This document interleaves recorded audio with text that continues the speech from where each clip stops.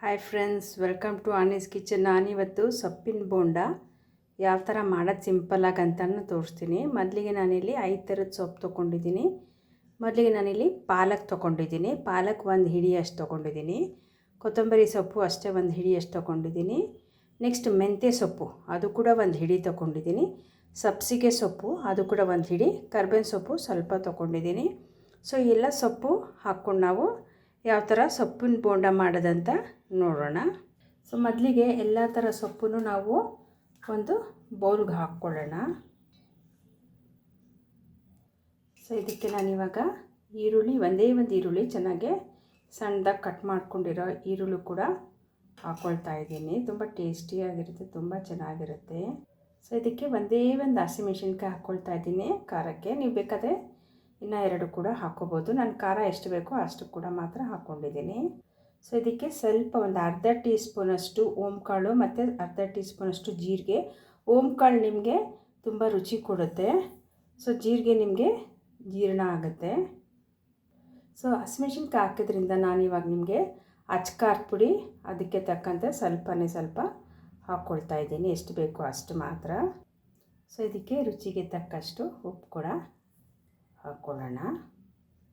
So ಇದರಲ್ಲಿ ಏನು special ಅಂದರೆ ನೀವು ಸ್ವಲ್ಪ ಎಣ್ಣೆ ಕೂಡ ಹಾಕ್ಕೊಳ್ಳೋಣ. 1-2 ಟೇಬಲ್ ಸ್ಪೂನಷ್ಟು ಎಣ್ಣೆ ಕೂಡ ಹಾಕ್ಕೊಳ್ತಾ ಇದ್ದೀನಿ.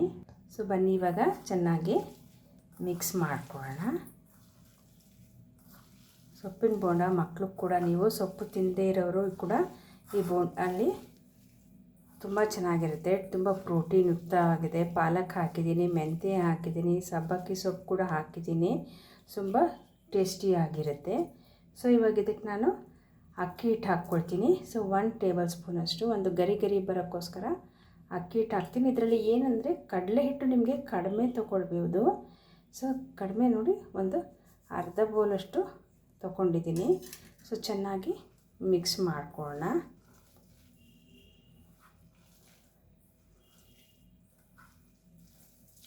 ಇದರಲ್ಲೇ ನಿಮಗೆ ನೀರು ಬಿಟ್ಕೊಳ್ಳುತ್ತೆ ಸ್ವಲ್ಪ ಕಲಸೋ ಅಷ್ಟರಲ್ಲಿ. ಯಾಕಂದರೆ ಉಪ್ಪೆಲ್ಲ ಹಾಕಿದ್ದೀವಿ ನಾವು, ಸೊಪ್ಪಲ್ಲೂ ಕೂಡ ಸ್ವಲ್ಪ ನೀರಿನ ಅಂಶ ಇರುತ್ತೆ.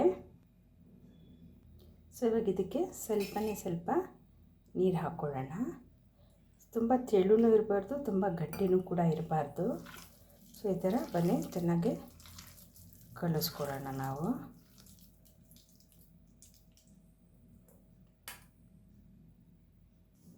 ಸೊ ನಿಮಗೆ ಈ ಹದಕ್ಕಿದ್ರೆ ಸಾಕು, ಸೊ ಬನ್ನಿ ಇವಾಗ ನೆಕ್ಸ್ಟು ಸ್ಟೆಪ್ ಇದು ಫ್ರೈ ಮಾಡೋಣ. ಸೊ ಎಣ್ಣೆ ಸ್ವಲ್ಪ ಬಿಸಿ ಆಗಲಿ. ಸೊ ಇದಕ್ಕೆ ಕೂಡ ಸೈಡಲ್ಲಿ ತೊಗೊಂಡು ಈ ಥರ ಉಂಡೆಗಳು ಮಾಡಿಕೊಂಡು ಹಾಗೆ ಬಿಡ್ಬೋದು ನೀವು. ಸೊ ಕೈ ಒದ್ದೆ ಮಾಡಿಕೊಂಡು ಒಂದೊಂದಾಗೆ ಈ ಥರ ಬಿಟ್ಕೋಬೋದು.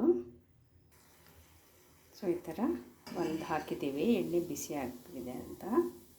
ಸೊ ಮಿಕ್ಕಿದ್ದು ಇದಕ್ಕೂ ಹಾಕಿ ಹಾಕ್ಕೊಳ್ಳೋಣ.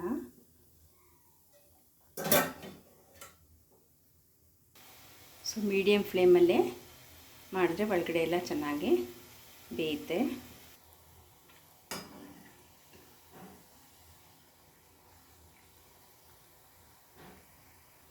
ಇದು ತಗೊಂಡ್ಬಿಡೋಣ. ಒಂದು ಸಲ ನೀವು ತಗೊಂಡ್ಬಿಟ್ರೆ ಇದು ಈಗ ಇನ್ನೊಂದು ಸಲ ಹಾಕಿದ್ರೆ ನಿಮಗೆ ತುಂಬ ಕ್ರಿಸ್ಪಿಯಾಗಿ ತುಂಬ ಚೆನ್ನಾಗಿ ಬೋಂಡ ಬರುತ್ತೆ.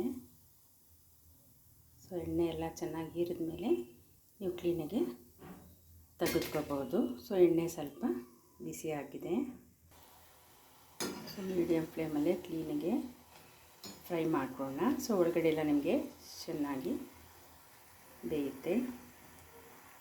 ಸೊ ಇದಾಗಿದೆ. ಇವಾಗ ಇದು ಕೂಡ ನಾನು ತೆಗೆದುಕೊಂಡ್ಬಿಡ್ತೀನಿ. ಸೊ ಎಣ್ಣೆ ಎಲ್ಲ ಚೆನ್ನಾಗಿ ಹೀರ್ಕೊಂಡಿದೆ.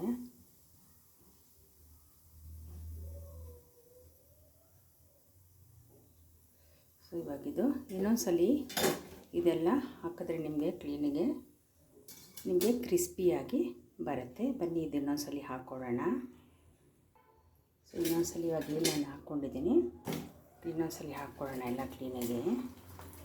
ನಿಮಗೆ ಕ್ರಿಸ್ಪಿ ಆಗಿರುತ್ತೆ. ಸ್ವಲ್ಪ ಇದಕ್ಕೆ ಇವಾಗ ಮಾಡುವಾಗ ಹೈ ಮಾಡಿ ಕ್ಲೀನಾಗಿ ಒಂದ್ಸಲಿನೇ ತೆಗೆದುಕೊಂಡ್ಬಿಡಿ. ಸೊ ನೋಡಿ ಎಷ್ಟು ಕ್ರಿಸ್ಪಿಯಾಗಿ ಬಂದಿದೆ. ಸೊ ಈ ಥರ ನೀವು ಮನೆಯಲ್ಲೇ ಟ್ರೈ ಮಾಡಿ, ನಿಮಗೆ ಗೊತ್ತಾಗುತ್ತೆ ನೋಡಿ ಎಷ್ಟು ಸೌಂಡ್ ಬರುತ್ತೆ ಅಂತ. ತುಂಬ ಚೆನ್ನಾಗಿದೆ, ತುಂಬ ಕ್ರಿಸ್ಪಿಯಾಗಿದೆ, ತುಂಬ ಟೇಸ್ಟಿಯಾಗಿರುತ್ತೆ.